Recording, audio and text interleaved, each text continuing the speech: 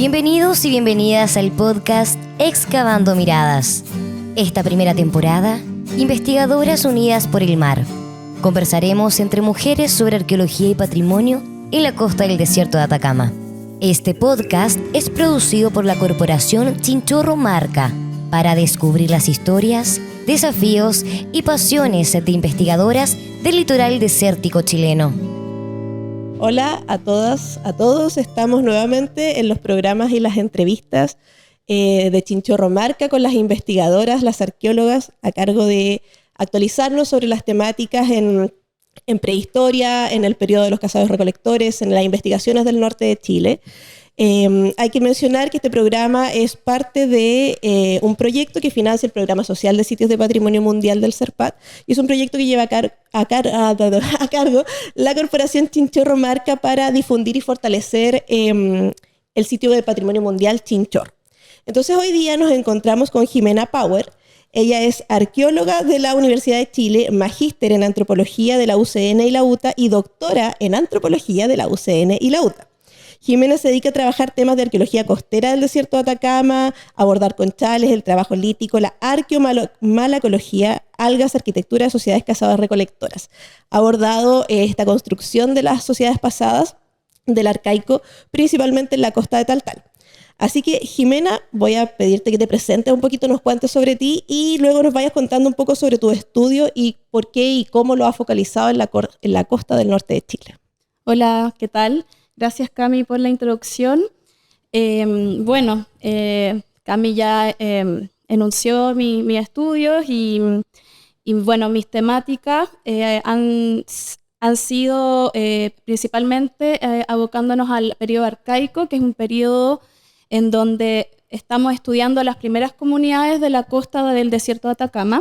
Y en general es un concepto que se ocupa en distintos lugares de Chile y yo diría de toda América. Uh-huh. ¿Ya? Pero es siempre como las primeras poblaciones que empiezan a habitar estos territorios y maritorios también. Entonces, eso ha sido como mi línea temática.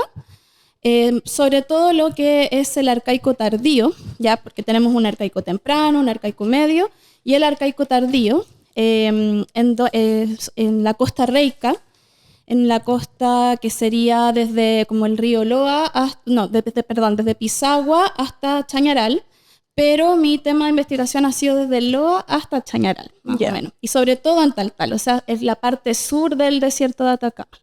Ya.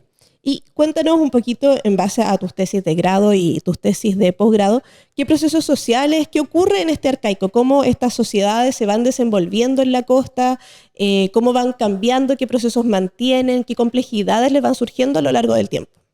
Bueno, en este periodo estamos hablando de un periodo que también está muy en vinculación con la práctica mortuoria Chinchorro. Claro. Pero estamos trabajando en un área en donde no hay momificación, no hay estas prácticas funerarias. Lo que diría yo como característica más conocida de este periodo es la emergencia de arquitectura en los cazadores, recolectores y pescadores. Es una arquitectura muy característica, es de piedra, son recintos circulares, de piedra, con muros de piedra y con pisos de cenizas compactadas, en los cuales podemos encontrar debajo de ellos generalmente contextos mortuorios y de distinta naturaleza a los chinchorros, pero hay cierta vinculación que se ha propuesto en la literatura para la desembocadura del río Loa. Luego, al sur de la desembocadura del río Loa no tenemos ningún tipo de prácticas similares, ¿ya? Entonces, este patrón arquitectónico que se ha denominado Caleta Huelén 42 por el sitio tipo, es muy característico de este periodo y además es una arquitectura, un patrón arquitectónico que además es funerario. Estas manifestaciones arquitectónicas han servido para proponer en la literatura generalmente procesos de complejización social en los cazadores-recolectores, una ocupación más estable del espacio costero, o sea, procesos incipientes de sedentarización. Hoy día sabemos que estos procesos, al menos en la costa arreica, donde yo trabajo, pero creo que también son planteamientos que se manejan para la costa de la cultura chinchorro, Sabemos que más o menos hacia el 7.000, 6.000 ya están las poblaciones muy asentadas en el territorio. Se propone incluso una mayor sedentarización para el Holoceno medio, para la primera fase del Holoceno medio, y por lo tanto la emergencia de la arquitectura es parte de una discusión aún abierta sobre lo que significa asentarse en un lugar de forma permanente, y también es parte de una discusión abierta sobre la significancia social que la arquitectura tiene para estos grupos. Esto. Ya, y yo quería hacerte una pregunta en torno a un concepto que tú mencionaste recién, que era este maritorio, que me parece muy interesante y también permite, me imagino, como discutir esta forma de habitar un entorno costero que rompe también con esta lógica de cazadores-recolectores, que uno los piensa muy en la tierra y les va quitando como... Entonces, si nos puedes como comentar este concepto de maritorio y en qué lo utilizas. Bueno, yo la verdad que no lo utilizo tanto, se me olvida, pero trato de incorporarlo un poco porque es un concepto que se está manejando mucho en ciencias sociales, en la antropología de las costas, sobre todo en la antropología de las gentes del mar. Claro. Entonces, es concebir la costa como un borde no un límite, es un borde. En el fondo permea distintos procesos que son particulares a las costas. Ya es como decirle territorio, yo creo que queda como corto para las poblaciones que están entre el mar y la tierra. Entonces un poco por ahí va esta idea de considerar la costa como un gran borde que permea entre la tierra y el mar, pero que también no es impermeable, no es un límite. Claro. Es generar como muchas posibilidades. Entonces por ahí va el concepto. Habría que abordarlo mucho mejor teóricamente, pero yo estoy tratando de incorporarlo porque me parece que estas sociedades debemos entenderlas de una manera más antropológica y con conceptos que involucran entender su espacio de vida de una manera más fiel a su ambiente, digamos. Claro, como un habitar costero en realidad, que para nosotros a veces, bueno, lo hablábamos en la entrevista anterior con Valentina, es difícil a veces con la vida nuestra occidental como investigadores, con otra carga y en otro contexto de tiempo, de espacio, ponernos un poco en los zapatos de estas personas para poder tratar de recrear estos procesos. Así que por eso me llamó la atención y quería como destacar ese concepto que empezaste a utilizar, que me parece súper pertinente para volver a emplear. Tomando también nota un poco de las nuevas líneas de investigación o investigaciones más recientes que estás desarrollando, donde está el uso prehispánico de las algas marinas y la tafonomía y la geoarqueología de los conchales. Primero, si te quiero pedir algo un poco patúa, pero si puedes como definir, porque a mí siempre me preguntan, ¿y qué es conchales cuando hablamos de chinchorro, camarones, etcétera? Y a veces cuesta definirlo, entonces como yo sé que tú tienes alto estudio en eso, si puedes dar una definición más general que permita entender qué es un conchal, con todo el contenido científico que eso implica. Y también si nos puedes contar un poquito de estos estudios sobre las algas, el trabajo tafonómico, los procesos de formación de sitios que permiten también el estudio de esta sociedad y de estos espacios. Gracias por la pregunta. Creo que es súper pertinente conceptualizar y como definir lo que es un conchal o conchero. Me parece que tenemos...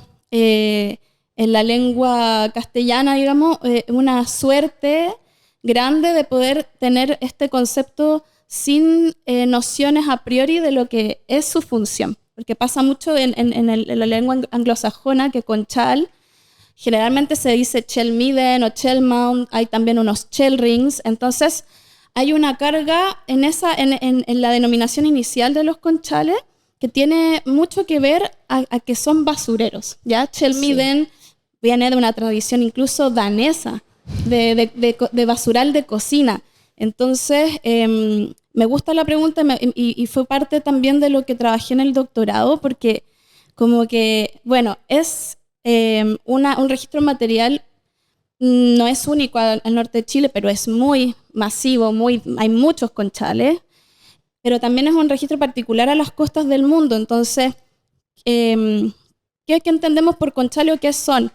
De una manera muy simple, diría que son rasgos del paisaje que se forman mediante la acreción de conchas o de la suma de conchas y de otros elementos, por supuesto, y que generan generalmente como superficies monticuladas o onduladas en el paisaje.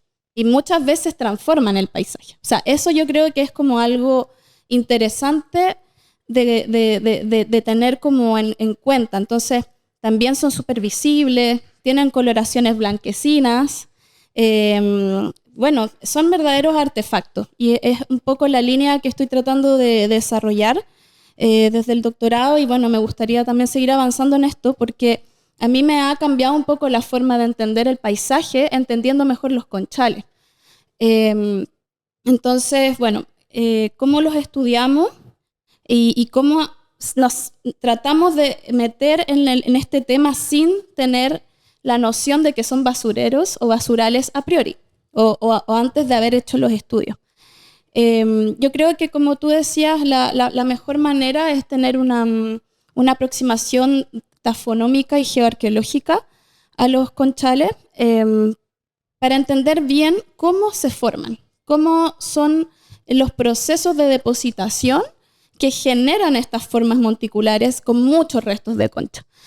Y en ese sentido, yo creo que la pregunta de investigación está en el mismo conchal. Cómo el conchal nos habla y cómo nos dice de cómo se formó. Y ahí hemos podido indagar que los conchales no son necesariamente depósitos de basura. Es lo que uno tendría a pensar, porque parecen montículos, vertederos, pero la verdad que si bien hay parte de ello de restos del consumo humano, como sobre todo asociado al modo de vida costero, cazador, pescador y recolector, muchas veces estos sedimentos, estos conchales se construyen o se modifican para hacer terrazas o para construir arquitectura, para tapar a los muertos. Entonces son rasgos muy dinámicos y muy activos del paisaje. Entonces llegar a estudiarlos al grano a una alta resolución implica una mirada más como geoarqueológica y de estudiar la formación de estos conchales. Y para eso, bueno, hay varias técnicas. Estamos implementando, bueno, yo me dedico más al estudio de materiales, o sea, al componente macroscópico de los conchales. Estudio las conchas, estudio los líticos, estudio también a veces huesos de pescado y me ha tocado también estudiar huesos de mamíferos y aves, pero hoy en día creo que ya tiene que ser área de estudio de otras personas porque uno no puede saberlo todo. Además de caracterizar estos componentes, también hacemos estudios de tafonomía para entender cómo se alteran estos elementos en el conchal. O sea, es básicamente tratarlos como partículas del sedimento. Claro. Y bueno, también estamos aplicando técnicas microscópicas como la micromorfología de suelo. Yo no la hago, la hace Lucas Itzia, pero en el fondo es para también comprender gestos y acciones únicas que no son visibles al ojo desnudo y que implican entender el sedimento como artefacto. Wow, eso sí es como novedoso. Porque el sedimento, claro, es como siempre esta matriz que además uno dice que contiene todo, pero no forma parte y es esencial en este estudio de... Sí, es una falta de información única. No es un marco o un escenario vacío, sino que en realidad también es parte de todos estos agentes y relaciones. Y en base a estos estudios, este conocimiento, a estas definiciones además que nos ha ido aclarando, ¿qué crees tú o qué potenciales pueden tener, por ejemplo, los sitios de la cultura chinchorro acá en Arica? Tenemos grandes conchales, sobre todo en la parte de Camarones. ¿Cómo abordarlos? ¿Cómo tratar estos espacios? ¿Qué preguntas faltan aún por hacer? Porque de los chinchorros conocemos principalmente los muertos, pero tienen todo un proceso de vida que probablemente se puede aprender desde estos estudios, desde la formación de estos espacios. Entonces, ¿cómo extrapolar de pronto esa metodología de trabajo también a los sitios chinchorro acá en la región? Bueno, es una buena pregunta porque yo creo que en el país no hay no hay una comprensión tan cabal de las prácticas mortuorias como lo que sabemos de la cultura chinchorro. O sea, los colegas de la región y de otras regiones han hecho una pega súper buena en describir las prácticas mortuorias, el tratamiento de los cuerpos, que yo de verdad me encantaría aplicar eso en la Costa Rica. Pero sí que está haciendo falta estudiar los sitios residenciales y saber todo esto, saber qué comen, qué cazan, qué pescan, con qué tecnología y sobre todo también qué manejo tienen del paisaje al conformar sus restos, al ir depositando sus restos, al mover sus sedimentos, o sea, toda esta dinámica que lleva la formación de los conchales. Y bueno, como dices tú, los conchales son parte de su huella arqueológica de los chinchorros. Hay unos conchales enormes en Arica y Parinacota. Bueno, ya está Tarapacá, donde se distribuye, de lo que entiendo, de la cultura chinchorro. Sí. Pero claro, o sea, podríamos tener 3 metros de depósitos que nos podrían hablar de la vida de estas personas y sobre todo de su organización social. O sea, yo creo que es súper interesante ver cómo a nivel tecnológico los chinchorros, los grupos de la Costa Rica, incluso los del semiárido o del norte chico, manejan una tecnología muy parecida o incluso igual. O sea, todo lo que es los anzuelos, los arpones, y todo el modo de vida está muy bien rastreado como a nivel de la costa, pero creo que tenemos que darle continuidad a la costa.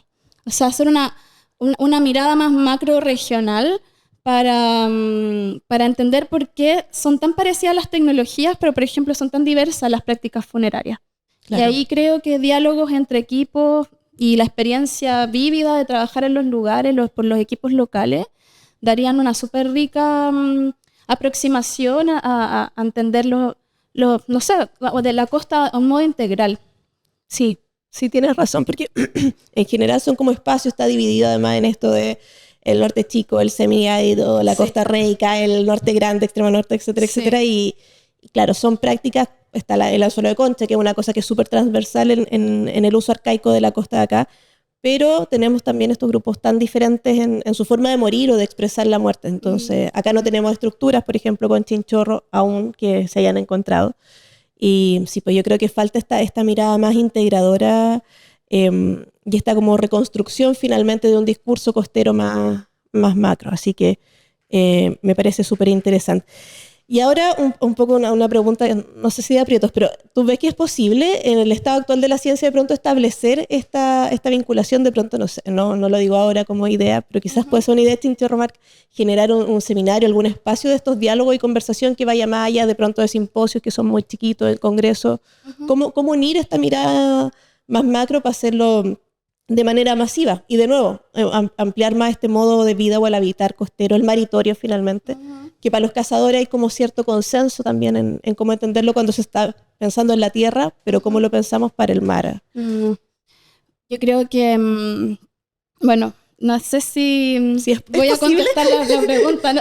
Como que yo creo que, claro, las instancias académicas no son suficientes. No, son chiquitas. Son chiquitas y también yo creo, lo que decía antes, no podemos saberlo todo.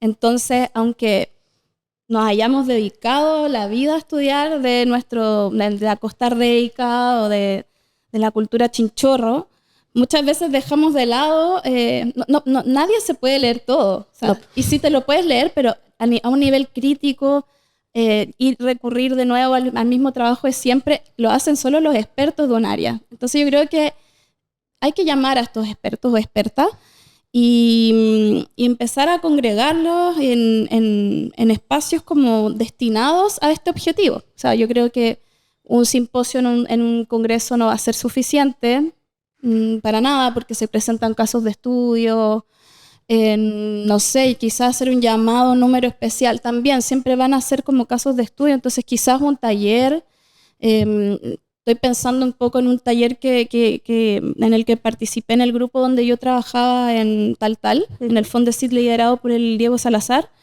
en donde se llamaron a distintos investigadores a conocer los sitios de Taltal, investigadores de la costa, pero también de la Puna, de otros países, expertos en cazadores-recolectores, y quizás se podría organizar algo similar con expertos nacionales en cazadores-recolectores marinos y ir visitando sitios. Yo creo que no hay otra forma como de dialogar de mejor manera que con el registro, viéndolo y entendiéndolo y que te lo cuenten, y así quizás hacer un tour, no sé, estoy inventando, pero hacer un tour por la costa arreica y de extremo norte y el semiárido. O sea, creo que hoy en día la arqueología de costas y sobre todo el norte de Chile está como en boom. O sea, hay muchos equipos Y me parece que está súper bueno. También ahora hay varios equipos trabajando en Tarapacá. Yo trabajo en un proyecto minero en Tarapacá.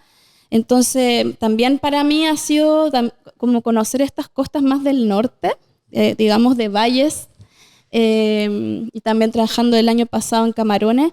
Para mí ha sido súper, como me vuela la cabeza poder ver este registro que se conserva tan bien, que te habla por sí mismo. Es casi como no necesitaras marcos de referencia, o sea, ves los artefactos unidos por un hilo, el anzuelo con su lienza, los peces disecados, o sea, es increíble la conservación que tenemos en Arica, Parinacota, en Tarapacá. Entonces quizás si la gente de otras regiones pudiera ver este registro, también se le ocurren nuevas ideas, se dialoga desde lo que todos tenemos en otros lugares. Y nada, yo creo que básicamente se podría plantear algo así. Igual lo estoy pensando de manera súper académica, quizás me falta algo más vinculante con las comunidades, pero eso también sería una súper buena idea también de incorporar a los investigadores a los territorios maritorios y quizás también aprender de las comunidades que ahí habitan. Claro, que mantienen con este modo de vida costero también, sí, pensándolo como a nivel más macro, somos un país que tiene más costa que nada, de hecho sí. Somos más costa que otra cosa, entonces es como clave también este estudio a nivel litoral. Pero bueno, ojalá se nos ocurra, ojalá aparezcan financiamientos o cosas para poder hacer esa... Más importante. Sí, el financiamiento y las voluntades. Y las ganas, las voluntades. Yo creo que sería clave porque como bien tú dices, en Arica también tenemos la suerte, en Arica y Camarones, de que el registro te habla y que es muy fácil de pronto interpretarlo porque es súper evidente las uniones. Pero también creo que hace falta a veces cuando uno trabaja mucho en Arica ir a mirar otras costas o ir a mirar otros espacios que obligan a repensar más posibilidades, pues no trabajar siempre en lo obvio. Así que bueno, dejamos la invitación a quien quiera financiar. Por favor. Una cruzada por las costas chilenas para entender la arqueología. Nada, pues Jimé, se nos acaba el tiempo. Ya. Siempre es escaso, pero muchas gracias por participar, por contarnos tu experiencia, por contarnos tus trabajos también.